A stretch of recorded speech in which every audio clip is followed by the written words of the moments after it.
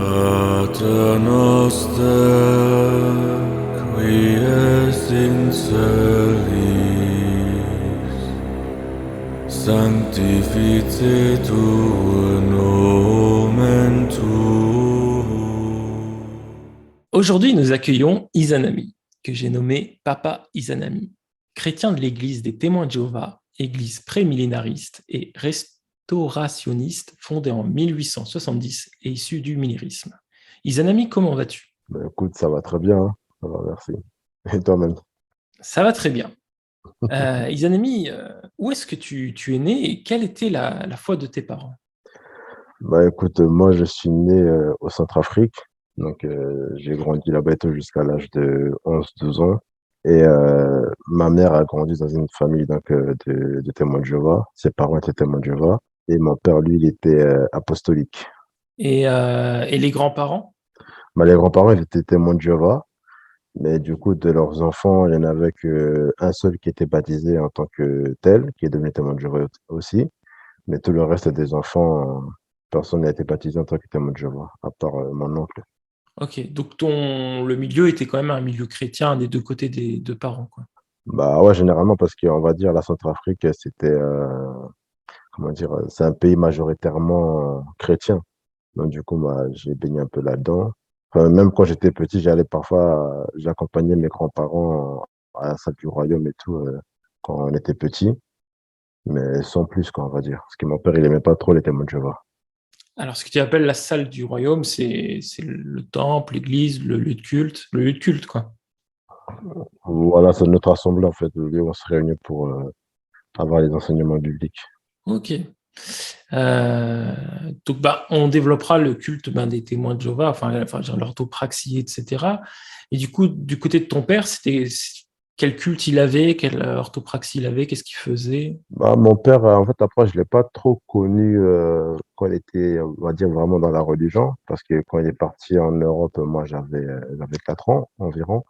Et donc, ma mère nous parlait juste de sa croyance, en gros, voilà, il faisait des miracles, qu'il, comment dire, il guérissait des personnes, tout ça. Et puis, en gros, en fait, c'est un peu grâce à ça il a pu rentrer en Europe. Mais une fois qu'il est arrivé en Europe, il a complètement tout zappé, quoi. Quand il a connu l'alcool, les femmes, etc. Donc, ça l'a éloigné de Dieu. Et voilà, donc mon père, en tant qu'homme religieux, je l'ai vraiment jamais connu, en fait, on va dire. Du coup,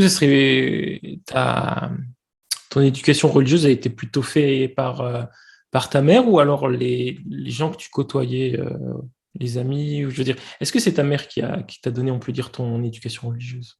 Non, du tout, ma mère m'a pas donné d'éducation religieuse. Je dirais peut-être un peu plus les grands-parents parce que quand je disais quand on était petit, en fait, là, on habitait là, en tout cas, à l'époque, ça s'appelait comme ça, les salles du Rhum. C'était juste à côté de chez nous, c'était à quoi, à peine 100 mètres. Et du coup, ça, quand il y avait les assemblées, enfin, les réunions plutôt, on allait accompagner mes grands-parents de temps en temps. Mais c'était en fait devenu un peu notre passe-temps du soir parfois, quoi, tu vois. Donc, au lieu d'assister à l'église, maintenant, on assistait à la réunion dans la salle du Royaume des Témoins de Jéhovah. Et c'est un peu comme ça, petit à petit, mes parents, parfois, ils nous parlaient de temps en temps de Dieu, de l'histoire d'Adam et Ève, etc. et tout, mais sans plus. Je dirais pas que j'ai vraiment fait une éducation, enfin, dans le sens religieux, j'ai vraiment jamais eu une éducation religieuse, tu vois. Parce que déjà, mon père, il est parti, j'avais 4 ans. Donc, à partir de là, en fait, ma mère, c'était un peu compliqué du coup pour elle aussi parce que ma mère, elle a eu beaucoup d'enfants. Donc, on est au total 12 enfants que ma mère, elle a eu au total de son côté, mais de 3 pères différents. Et qu'en fait, en gros, une fois que mon père, il est parti, ma mère, c'est un peu dur pour elle de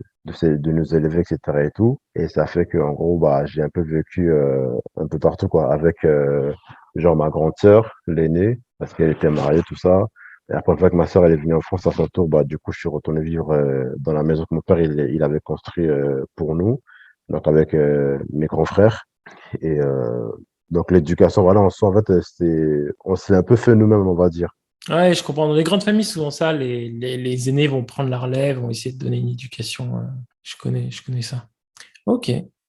Euh, Est-ce que pour toi, il y a eu un moment tu parlerais de conversion à Dieu, un moment de ta vie, et si oui, dans quel état d'esprit tu étais lors de ta conversion? En fait, ma conversion s'est faite réellement quand je suis arrivé en France. parce que du coup, je suis arrivé en France dans les années 2002. Donc, j'avais 12 ans. Et en fait, je crois que c'était aux alentours de 2006, un truc comme ça. Ma mère, en fait, elle étudiait la Bible avec les témoins de Jéhovah. Donc, quand elle est revenue, quand elle est arrivée en France, elle a repris l'étude avec les témoins de Jéhovah. Et dans les années 2006, bah, enfin, mes sœurs surtout, elles aussi étudiaient la Bible avec les témoins de Jéhovah. Et ma mère, après, une fois, m'a proposé si je voulais étudier et tout. Et moi, j'ai dit, bah, pourquoi pas, tu vois, parce qu'en fait, en soi, j'ai toujours été intéressé par la religion. Parce que le côté que tout ce que ma mère a raconté de mon père, en gros, ça me donnait trop l'envie de découvrir, en gros, comment était Dieu, comment il fonctionne, etc. et tout, tu vois. Et donc, j'étais curieux d'en apprendre plus sur la Bible. Et donc, j'ai commencé à étudier aussi la Bible avec les témoins de Jéhovah. Je crois que j'avais environ 16 ans. Et bah, c'est moi, le seul de ma famille qui a fini par me faire baptiser à l'époque en tant que témoin de Jéhovah. Alors que mes sœurs, elles avaient commencé à étudier avant, bien avant moi, tout ça, même ma mère et tout. Mais personne n'est jamais devenu témoin de Jéhovah, à part moi. Donc, c'est à ce moment-là qu'on va dire, on peut parler vraiment de conversion parce que j'ai étudié avec eux. C'est genre, j'ai étudié 2 fois par semaine. Et je commençais après, au fur et à mesure, à aller à la salle du royaume et tout. Et je me suis fait baptiser une semaine avant mes 18 ans. Parce que du coup, j'étais convaincu que voilà, pour moi, c'était la vérité, c'était la vraie religion et tout. Et c'est à partir de là que du coup, j'ai décidé de me faire baptiser en tant que témoin de Jéhovah. Donc pour toi, le lien entre la conversion et le baptême, tu définirais comment? Ça va ensemble, l'un précède l'autre, ça peut être des choses qui sont séparées. C'est cette étape où tu te dis oui, je veux être bah, du coup le témoin de Jéhovah. Et c'est cette étape qui va amener le baptême pour toi, si je comprends bien. Oui, voilà, c'est ça. Parce qu'en fait, en gros, chez les témoins de Jéhovah, le baptême, ça signifie qu'en fait, en réalité, tu as pris connaissance de la connaissance de parole de Dieu, etc. et tout. Donc, tu as compris ce qu'en gros Dieu attend de toi, ce que tu dois faire, tout ça. Et tu prends la décision, du coup, en ton âme et conscience, de te dire maintenant, je vais vouer ma vie à Dieu et faire sa volonté. Et en gros, ça signifie ça, en fait, en réalité, le baptême, c'est l'approbation de la foi devant tout le monde, quoi, tu vois. Donc, c'est un aboutissement. C'est ça, il y a la dimension en fait de groupe, de société, parce que je pourrais te poser la question, si c'est une décision qu'on prend avec Dieu, elle aurait pu rester dans le privé, alors que le baptême est une ouverture, c'est quelque chose de public. Oui. Et c'est un peu ce que Paul est dit dans Romains, je crois. Paul est dit que voilà, c'est la déclaration publique pour notre foi. Parce que voilà, on peut garder ça pour nous, mais à un moment donné, les gens devraient savoir que voilà, en gros, on s'est voué à Dieu. Et c'est même la raison pour laquelle Jésus aussi s'était fait baptiser par Jean, etc. et tout. Bah, on suit l'exemple, tu vois. Donc, il y a le côté où, genre, quand tu prends le baptême, tu dois en être conscient, tu vois. C'est une décision qui est personnelle avant tout. Tu penses certainement au verset, je vais le paraphraser, qui dit, rappelez-vous de la conversion, non, que de la décision que vous avez prise devant un grand nombre, ou quelque chose comme ça. Mais voilà, je crois que c'est dans un passage de Romains, Paul est dit ça. Est-ce que, oui, bah, tu me l'as dit, mais enfin, par rapport à la croyance en Dieu, est-ce que tu pourrais dire que tu as au final toujours cru en Dieu, ou si c'est venu, on va dire, fur et à mesure, ou c'est venu avec cette période-là de ta conversion? Et la deuxième question que je me dis, est-ce que tu as toujours cru en Dieu selon les témoins de Jéhovah? Bah, en fait, pour moi, j'ai toujours cru en Dieu dans un sens où, en fait, j'arrive pas à m'imaginer le fait de me dire que, genre, en gros, l'homme apparaît sur Terre sans aucune forme d'intelligence, tu vois. Que, genre, en gros, du néant, on est venu de nulle part et on a évolué et tout, quoi, tu vois. Pour moi, je suis toujours parti du principe que, en fait, il y a forcément un être qui nous a créés. Mais du coup, la question, c'est de savoir qui est cet être, comment est-ce qu'on pourrait le définir, tu vois. Et ça, c'est en tout cas la notion que j'avais quand j'étais au Centrafrique. Mais après, une fois que je suis arrivé en France, que j'ai commencé à aller à l'école, au collège, etc. et tout, on nous parlait du coup de l'évolution, tu vois. Que genre, à la base, on était des singes, l'Homo erectus, l'Homo sapiens, tout ça. Enfin, tous les étapes par lesquelles on est passé pour dire que maintenant on est devenu des hommes, moi, ça me perturbait parce que du coup, j'arrivais plus à faire le lien entre le fait de se dire, mais d'un côté, on nous dit que Dieu, il a créé Adam et Ève qui étaient directement des hommes et tout. Et d'un côté, on nous dit à l'école que voilà, on est le fruit de l'évolution à partir des singes, etc. et tout. Comment on peut faire pour, comment dire, lier les Lier deux, les tu deux. vois? Et du coup, ça m'a un peu perturbé quand même, tu vois. Et parce que moi, je me disais que c'est pas deux notions qui vont ensemble. Ce soit on a été créé ou soit on a évolué. Mais on peut pas dire que genre, en gros, Et comment tu as répondu à ce dilemme alors? ben, faut dire que pour moi, en fait, c'est avec des raisonnements basiques, tu vois. Je me rends compte qu'en fait, déjà de un, l'argumentation sur genre le fruit de l'évolution, etc. et tout, ça tient pas vraiment la route parce qu'en soi, ça reste toujours une théorie.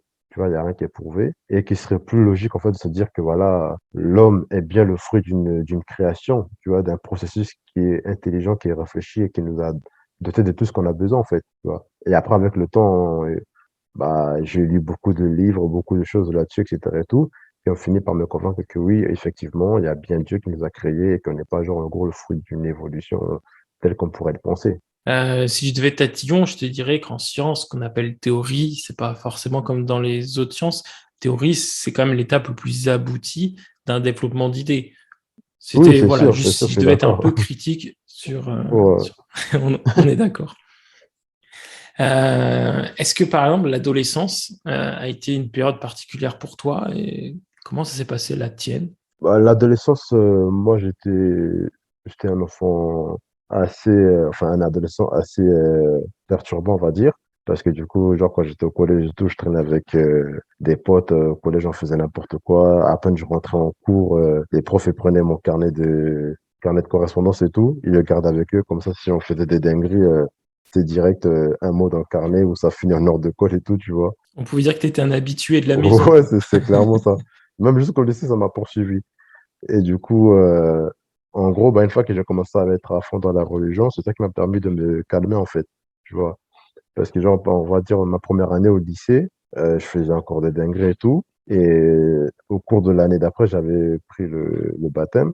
Donc, mon comportement a été radical dans le changement. Et même mon prof et tout, celui qui, l'année d'avant, me cassait tout le temps la tête. Il me dit, mais tiens, t'as changé et tout, qu'est-ce qui t'est arrivé, tout ça? Tu vois. Donc, en gros, on va dire, les gens, ils ont remarqué le changement. Mais voilà, en termes d'adolescence, j'étais un enfant assez perturbant, mais pas méchant, tu vois. C'est-à-dire, devant les profs, c'était jamais des insultes, leur manquer de respect, tout ça. Non, ça n'allait pas jusque-là. Mais c'était toujours un peu le petit perturbateur de la classe qui veut être drôle et qui veut se faire remarquer, quoi. Et voilà, T'es très, très vivant, ouais, quoi. ouais, c'était vraiment ça. Et moi, je sortais tout le temps de chez moi. Ma mère, elle nous laissait vraiment une liberté totale, on va dire, en termes de déplacement et tout. Tu sais, je pouvais sortir de chez moi, je rentrais à 2h, 3h du matin. C'était tranquille, quoi, tu vois. On n'avait pas forcément d'heure et tout de rentrer. Parce que d'un côté, elle savait que c'est qu'elle pouvait nous faire confiance. Parce que voilà, quand on sortait, on n'a jamais eu d'histoire, jamais de problème, etc. et tout. C'était juste le fait qu'on rentrait tard, c'était peut-être un peu difficile. Mais en soi, dans le comportement, voilà, il n'y avait rien à redire. Et c'est bien parce que d'une certaine façon, tu as anticipé l'une de mes questions. J'allais justement te demander, oui, est-ce que lorsque tu t'es rapproché de Dieu, est-ce que ça fait un changement en toi? Et est-ce que ça s'est vu? Tu m'as dit oui, le collège, ça s'est vu. Ta famille aussi, est-ce qu'elle l'a vu? Ma famille aussi, oui, ils l'ont forcément vu aussi. Parce que, bah, du coup, avant ça, j'étais un peu comme tous les jeunes, hein, tu vois. Je sortais avec mes potes, je faisais du foot, je sortais avec des filles, etc. et tout. Et voilà, après, une fois que j'ai appris qu'on va dire, en gros, que Dieu n'aimait pas forcément qu'on soit dans une relation sans mariage, tout ça, bah, j'avais tout stoppé, quoi, tu vois. Du jour au lendemain, j'ai arrêté tout ça. Donc, c'était, on va dire, assez radical. En fait, dès que j'apprenais un truc que Dieu n'aimait pas, j'ai arrêté ça directement et du coup, je me mettais à pratiquer, on va dire, le bien, tu vois. Et du coup, ma famille aussi, ils ont forcément remarqué mes changements. C'est quoi l'âge moyen dans l'église actuellement où tu es? C'est quoi à peu près l'âge moyen? Est-ce que c'est plutôt des jeunes? En fait, en général, chez Thomas Java, c'est assez mix, en fait. Parce que vraiment, il y a de tout. Il y a des jeunes, des plus âgés. Et il y a aussi une mixité, tu vois. C'est que tu retrouves de tout. Tu sois blanc, noir, jaune, violet, arabe ou chinois et tout. Franchement, il y a de tout. Après, bien sûr qu'il y aura toujours des... Violet, ça va être difficile, hein. T'as capté, tu vois. Et t'en penses quoi de ça, que vous êtes une église où on va retrouver tout type d'âge et de profil par rapport à, bah, on pourrait parler des populations assez vieillissantes de certaines autres églises. Comment tu pourrais interpréter la chose en prenant un peu de recul? Bah, pour moi, en fait, ça rejoint un peu ce que dit, par exemple, genre l'Apocalypse, tu vois. On dit qu'en gros, voilà, il y a toute une grande foule qui est devant le trône de l'agneau, etc. et tout.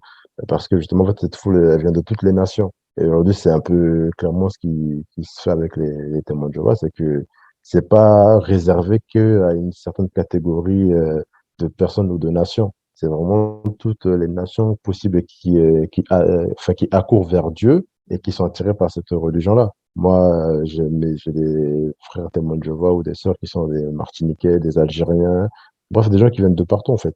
Et c'est vraiment génial. Mhm.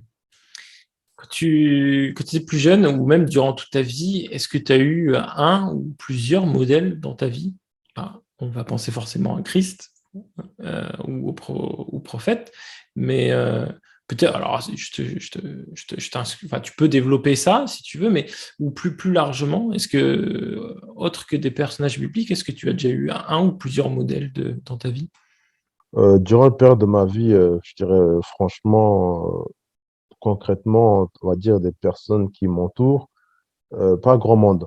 On va dire peut-être à part mon grand frère, tu vois, enfin un de mes grands frères et tout, qui est vraiment pour être un exemple. Mais à part ça, franchement, il y a pas grand monde. En fait, j'aime pas non plus forcément avoir, on va dire, quelqu'un pour exemple, en fait. J'aime bien être mon propre exemple et voilà, de me dire que genre, si j'ai fait ça, j'ai réussi ça ou je suis devenu ça, c'est grâce à moi-même et pas parce que genre, en gros, j'ai vu comment faire quelqu'un d'autre et je vais le copier ou lui ressembler, quoi, tu vois. Et je vais un peu avancer une certaine question. Charles Russell, il représente quoi pour toi? C'est une question, une transition radicale. Bah, Bah, en fait, je te pose la question parce il aurait pu être une réponse à cette question. Il aurait pu être un modèle de vie pour toi, dans ta vie, un modèle pour toi. en fait, après, dans le cas de Russell et tout, bah, comme je disais en fait avant, c'est que chaque personne est différente. Et donc, moi, je ne veux pas forcément, genre, en gros, me dire être comme lui. Mais après, son exemple et son parcours et tout, dans la faute, ça, elle est vraiment génial, tu vois. Parce qu'après, on sait tous les rumeurs qu'il y a sur Charles Russell, etc. et tout. Mais ce que je veux dire, c'est que voilà, les gens, beaucoup l'ont critiqué, etc. et tout.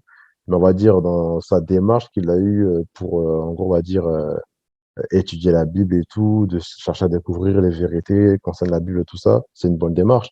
Et en vrai, je trouve que c'est ce que devrait faire la majorité des personnes en fait qui se disent croyantes, tu vois, d'entamer des démarches personnelles pour comprendre vraiment quel est l'enseignement de la Bible et qu'est-ce que Dieu veut qu'on sache de lui, etc.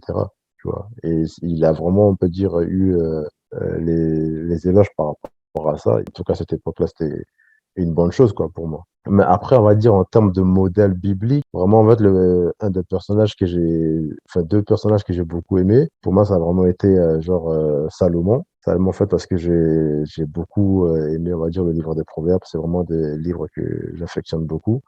Parce que je trouve que c'est tellement de vérité, tu vois. En si peu de mots, on peut trouver toute une vérité profonde dans un texte. Et même Salomon, par rapport à sa vie qu'il a eue, etc. et tout, c'était vraiment une personne que, voilà, je me dis, en fait, genre, imagine, tu discutes avec lui, tu d'avoir que de la sagesse qui sort de sa bouche et tout, et genre, limite, tu boirais ses paroles, tu vois. Donc, Salomon, c'est un des premiers. Tu fais aussi peut-être référence au livre d'Ecclésiaste, j'imagine. Oui, Ecclésiaste et Proverbes, c'est vraiment les deux livres que, voilà, j'affectionne beaucoup, que Salomon il a écrit. Après, en fait, je me suis toujours posé la question de savoir, mais en gros, est-ce que, parce que vu qu'on dit, la Bible me dit qu'à la fin de sa vie, il a un peu dévié de la voie, tu vois, qu'à cause de ses femmes, il s'est détourné de Dieu, etc. et tout. Je me suis toujours posé la question de savoir, mais est-ce que Salomon, il sera ressuscité ou pas? On ne sait pas, tu vois, parce que vu que à la fin, il déraille un peu beaucoup, même, on va dire, tu vois, en faisant du syncrétisme et tout ça, donc c'était un peu compliqué. Mais bon, après, il y a que Dieu qui sait réellement qu'il sera ressuscité ou pas. Et le deuxième personnage que j'aime beaucoup aussi, c'est Yona. Parce qu'en fait, Yona, il représente un peu l'état d'esprit que moi j'ai eu aussi. Comme par exemple, Dieu l'envoyait pour aller prêcher aux personnes et tout à Ninive. Et il a fui la ville de Ninive et tout parce qu'il avait peur, tout ça. Et il dit, mais attends, tu sais pas qu'il y a des criminels et tout, toi tu veux m'envoyer chez des criminels, ils vont me tuer là-bas et tout. Et il a fini par partir à l'autre bout de l'endroit où il devait aller. Et une fois que genre, il a fini par comprendre la leçon que Dieu lui a donnée et tout, euh, il avait du mal en fait à se remettre en question par rapport au fait de se dire que la vie de 120 000 personnes qui habitaient à Ninive était beaucoup plus importante aux yeux de Dieu que de vouloir voir les gens être détruites, tu vois. Et en fait, c'était un peu ce qui m'est arrivé, en gros, c'est que je me disais, mais pourquoi est-ce que parfois on a l'impression qu'on doit aller voir les personnes pour aller prêcher aux personnes, etc., tout pour leur parler de Dieu, alors qu'en réalité, tu as l'impression que les gens dans la vie de tous les jours, ils s'en fichent de Dieu, en fait, tu vois. Tout ce qui les intéresse, c'est les sorties, les voyages, l'alcool, les femmes, les machins, tout ce que tu veux. Donc, en gros, Dieu, les gens, ils en ont rien à faire, en réalité, tu vois. Et que malgré tout, bah, comme Dieu il disait à Ézéchiel, bah, tu dois prévenir le méchant pour qu'il puisse se détourner de sa voie mauvaise. Et qu'en gros, c'est une mission que chaque chrétien a de pouvoir avertir son prochain, que voilà, en gros, la conduite dans laquelle elle se trouve n'est pas forcément la bonne, etc. et tout, et qu'il faut tout faire pour changer, quoi. Et ce qui est intéressant dans ce que tu soulignes, c'est que dans la religion chrétienne et juive, on n'a pas forcément une idée d'infaillibilité prophétique par rapport à l'islam. Et justement, c'est le fait qu'ils ne sont pas infaillibles, qu'on puisse s'identifier à eux comme tu le fais là. Et je trouve que c'est quelque chose qui est important à souligner. Et inversement, quand tu cites Salomon, en gros, Jonas, tu t'identifies à lui par ce qu'il est, et Salomon, tu t'identifies à lui par je voudrais aussi avoir cette part de lui qui était sa sagesse. Donc, je trouve ça intéressant, ces deux exemples que tu as donnés, parce que d'une part, c'est voilà, c'est ce que j'ai su, ce que je suis et que j'ai pu reconnaître en moi, et l'autre, c'est ce que je veux avoir. Bah oui, en fait, je trouve que même le fait que tu en parles, justement, c'est intéressant parce que, en gros, dans l'islam, on va toujours un peu retrouver l'idée de genre, mais non, c'est que c'est les hommes qui sont devenus des prophètes, ça veut dire que c'est des hommes qui sont assez spéciaux. Dieu ne choisirait pas n'importe qui pour être un prophète, tout ça.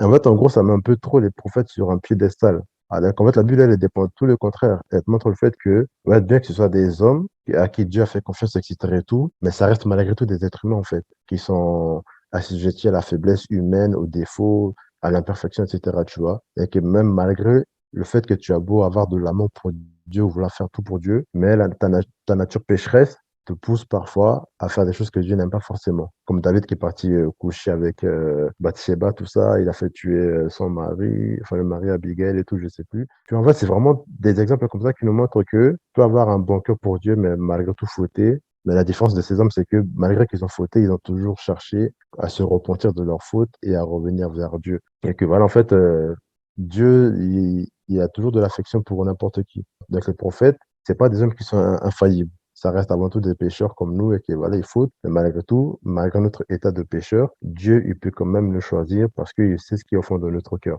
Parce que si ces hommes étaient, on va dire, des hommes irréprochables, etc. et tout, en fait, ce seraient des hommes parfaits. Et on sait très bien que, voilà, la perfection est avec eux, Jésus, Adam et Ève qui étaient parfaits. Parce que nous tous, vu que nous sommes des descendants d'Adam, bah, on est imparfaits. Donc, personne ne peut pas rester, enfin, personne ne peut rester sans faute, quoi, sans péché devant Dieu.